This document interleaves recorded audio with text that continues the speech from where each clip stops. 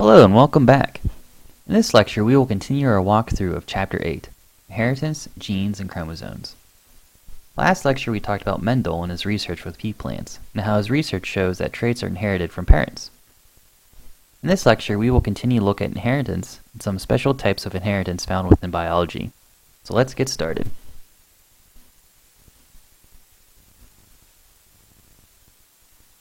Last lecture we talked about alleles, and dominant and recessive alleles.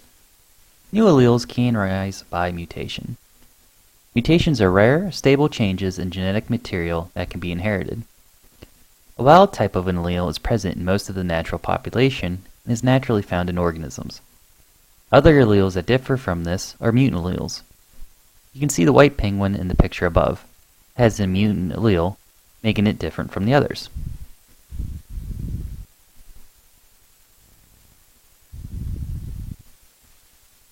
One gene may have more than two alleles. Multiple alleles increase the number of possible phenotypes and may show a hierarchy of dominance within heterozygotes. An example of this would be coat colors in rabbits. As you can see above, the coat color allele C has more than two types.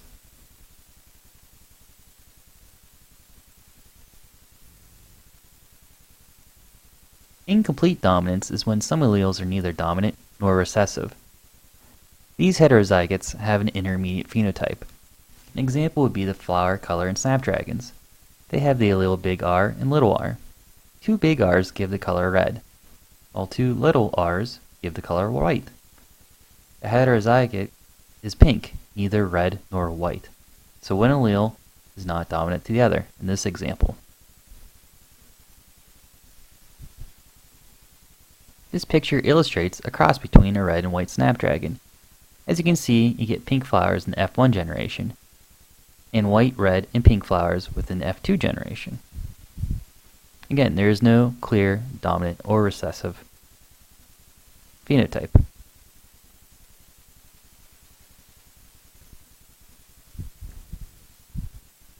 Codominance is when two alleles of a gene produce both phenotypes in the heterozygote and are expressed. An example of this is the ABO blood group, which has three alleles, IA, IB, and IO. A, I, and AB are said to be codominant to one another. This means that a person with the phenotype AB blood expresses both the A and B antigens on the red blood cell at the same time. A is not recessive to B, and B is not recessive to A.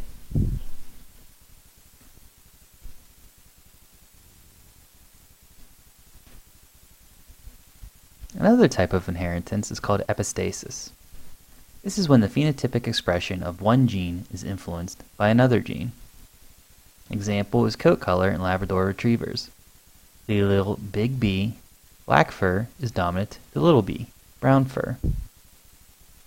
Another allele E is for pigment deposition and is dominant to little e, meaning no pigment deposition making the fur yellow. Gene E determines the phenotype expression of gene B. This means that despite having the allele big B for black fur, the dog is homozygous for little e, and they are still yellow.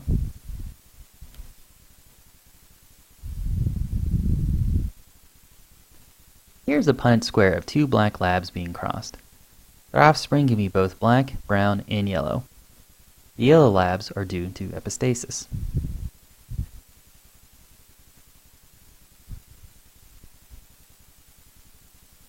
Also, the environment can have an influence on gene expression as well. Example is point restriction on coat patterns.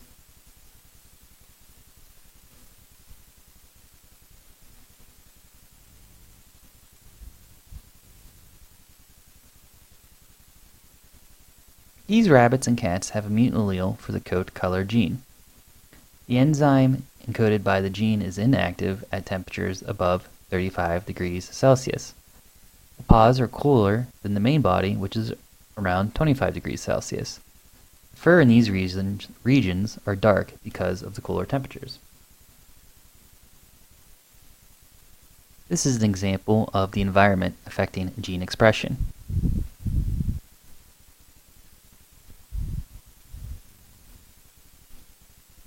Two parameters describe the effect of genes and environment on phenotypes: penetrance and expressivity. Penetrance is the proportion of individuals with a certain genotype that shows the expected phenotype. Not all individuals with this genotype will express the phenotype.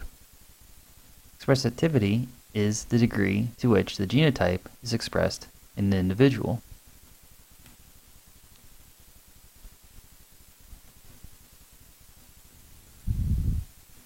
Many, but not everyone who has the mutant allele for the gene BRCA1 develop breast cancer. This mutation is called incomplete penetrant. A woman with this mutant allele may get both breast and ovarian cancer, or may only get breast cancer. The mutation does not affect all carriers the same. Heritability is the relative contribution of genetic and environmental factors to variation in a particular trait. An example is human height. There is not one gene that determines height within humans. It is determined by both genetic and environmental factors, such as nutrition.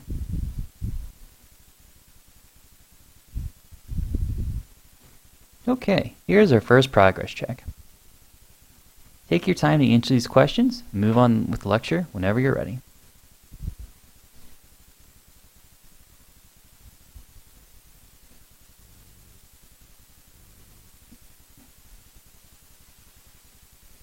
As mentioned before in other lectures, a gene is the sequence of DNA that resides at a particular site on the chromosome.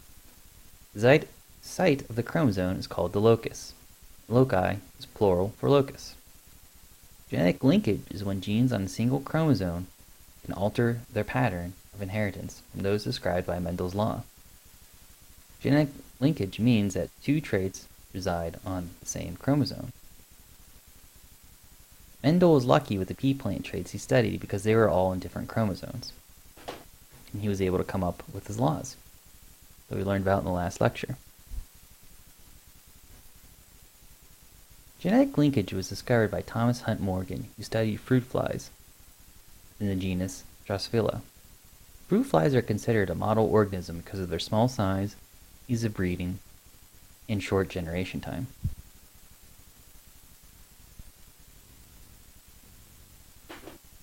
Morgan performed crosses with his fruit flies. However, they did not yield expected ratios according to the law of independent assortment that Mendel set out. Instead, some of the alleles for body color and wing shape were inherited together. He hypothesized that the two loci were linked on the same chromosome and could not assort independently.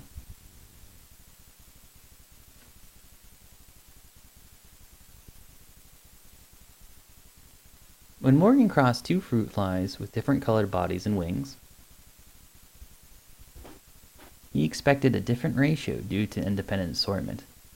However, since these traits are linked together, the color of the body and the wings that they have, its ratios were different.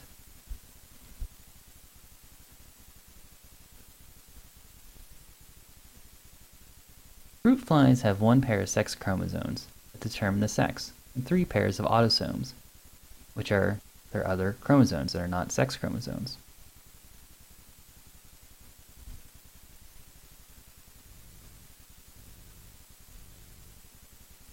Males have X and Y chromosomes that are different sizes. Any genes on the X chromosome are not present on the Y. Thus, males have only one copy of some genes. A gene that is presented as a single copy is called hemizygous.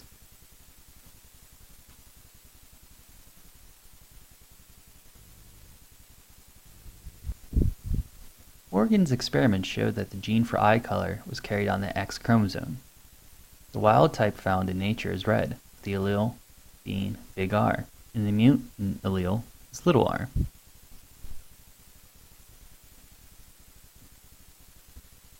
Here's a diagram for the fruit fly's sex chromosomes.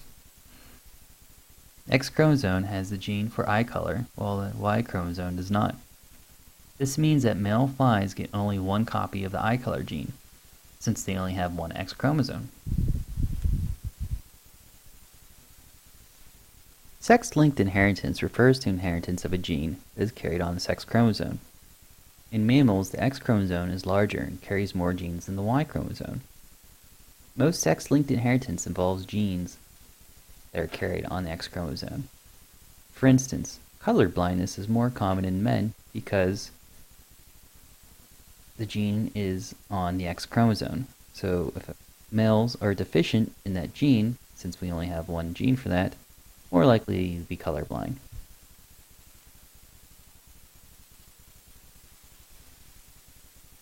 The pedigree shown here illustrates a trait carried on the X chromosome. Females are carriers of this particular trait, while all the infected people are male.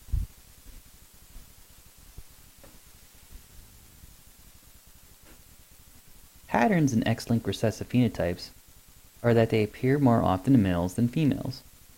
Male with a mutation can pass it only to daughters, since males only have one X chromosome to give. Daughters who receive that one X-linked mutation are heterozygous carriers. This type of trait is known to skip generations.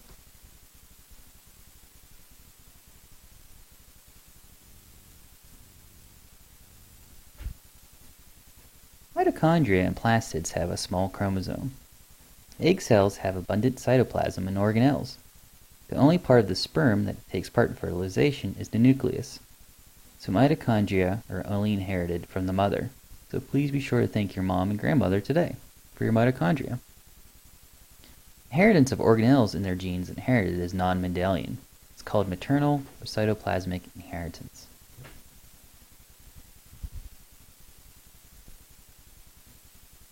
Alright, here's our next progress check. Take your time to answer this question. Move on with the rest of the lecture when you're ready.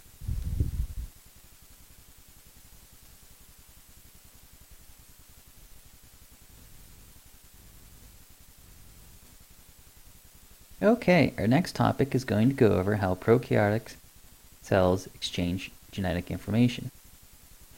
As we talked about earlier, they undergo binary fission, which produces genetically identical cells. They can sometimes exchange DNA with other prokaryotes, as we were about to learn. Transfers of genes from one organism to another without sexual reproduction is called horizontal or lateral gene transfer. This creates genetic diversity among prokaryotes.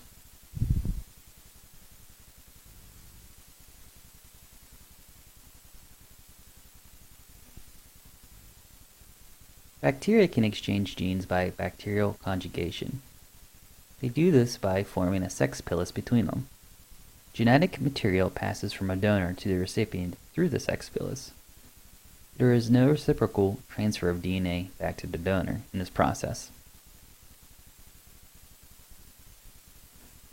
Here's an electron scanning picture of two bacteria forming a sex pilus between them. One is giving genetic material to the other.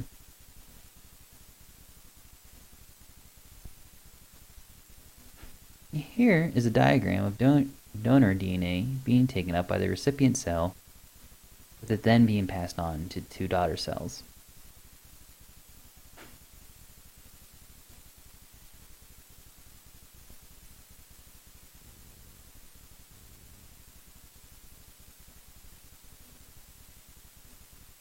DNA in the recipient cell can integrate with their DNA via crossing over, just like in meiosis. Once this cell divides, the newly integrated DNA will be passed on to the daughter cells.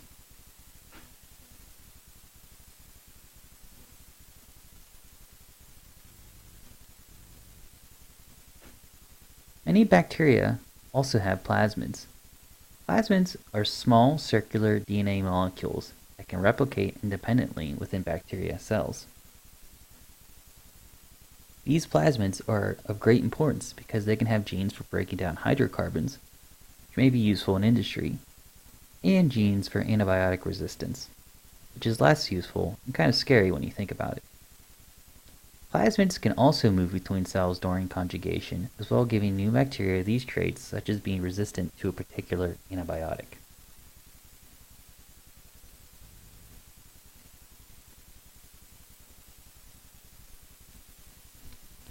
Here we have two bacteria, one with a plasmid on the left, the other without a plasmid on the right. They form a conjugation tube between them and can pass the replicated plasmid from the donor to the recipient. This new cell has the plasmid genetic information.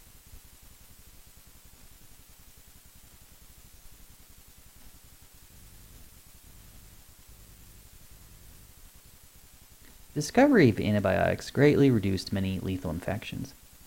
However, the overuse of antibiotics puts a selective pressure on bacteria that have the resistant genes to these antibiotics. With the discovery of new strains of antibiotics, bacteria resistance will eventually catch up, creating in a sense an arms race between bacteria and antibiotics.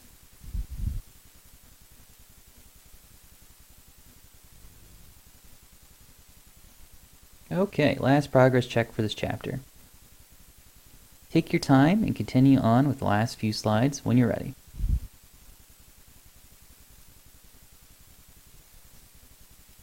If you remember at the start of our last lecture, this chapter had an opening question. The question was, how is hemophilia inherited? Why is it most frequent in males?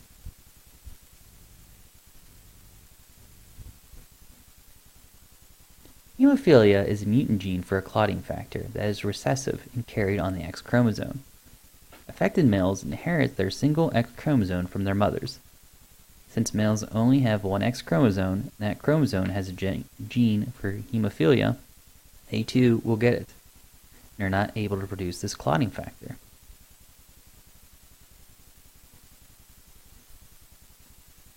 Hemophilia has been studied in royal families in Europe, and the trend has been to be found within males, with females being the carrier. Thus, hemophilia is a sex-linked disease. Hopefully, you found this lecture interesting as we talked about inheritance of traits such as codominance, epistasis, incomplete dominance, and sex-linked dominance.